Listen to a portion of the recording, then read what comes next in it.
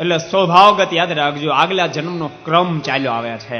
અને ભગવાનના ભક્તો બહુ સનાતન સત્ય કહો, આ જગતમાં લોકો દુઃખી ઘણા બધા છે, પણ એમાંથી 80% લોકો સ્વભાવગત દુઃખી છે. યાદ રાખો, લખવું હોય તો લખજો, સ્વભાવગત દુઃખી છે.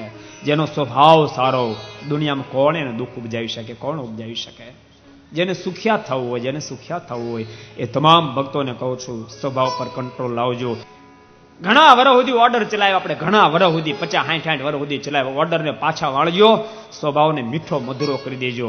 દીકરો કદાચ ધાર્યું કરે કે ન કરે, દીકરીને બહુ ધાર્યું કરે કે ન કરે, પરંતુ તેમ છતાંય એની ટીકા કરવાનું બંધ કરજો. કોઈ મહેમાન થઈને ઘેર આવે ને વખાણ શરૂ કરી દેજો, અરે દીકરો તો બહુ સારો, શ્રવણ જેવો મળ્યો. દીકરાની વહુ તો દીકરી કરતાય ડાય છે, તો બધું સેટિંગ થઈ જાય. આટલો તમે સ્વભાવ સેટ કરો, બાકીનું બધું ઠાકોરજી સેટ કરી દે. જાઓ, સાચું કહું છું, બહુ કઠણ સ્વભાવ, બહુ કઠણ. જેનો સ્વભાવ સારો, દુનિયાને કોઈ પણ છેડે જાય ને તો પરમ સુખની અનુભૂતિ કરશે.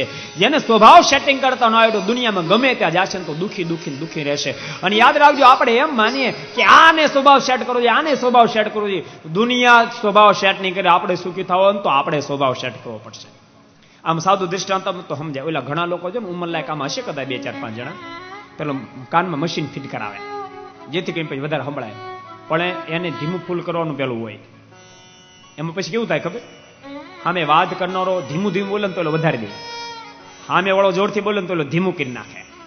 એ પોતાની રીતે સેટ કરી રાખે કે એને થોડી કે ધીમું બોલ, જોરથી બોલ, તો ગાંડો થઈ જાય રેડિયો નાખીને. તો એમ દુનિયા સ્વભાવ સેટ કરીને સુખી થાય, વાતને ભૂલી જાઓ.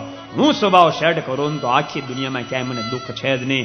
સ્વામી વાતમ લખ્યું, આખી દુનિયામાં કાંટા વેરણા હોય તો ભલામણા ક્યાં સાફ કરવા જવાય? એના કરતા આપણે સ્વયં જૂતા પહેરી લઈએ, બૂટ પહેરી લઈએ, એટલે દુનિયાનો કાંટો આપણને એકી ન અડે. એમ સ્વભાવ સેટ કરશો.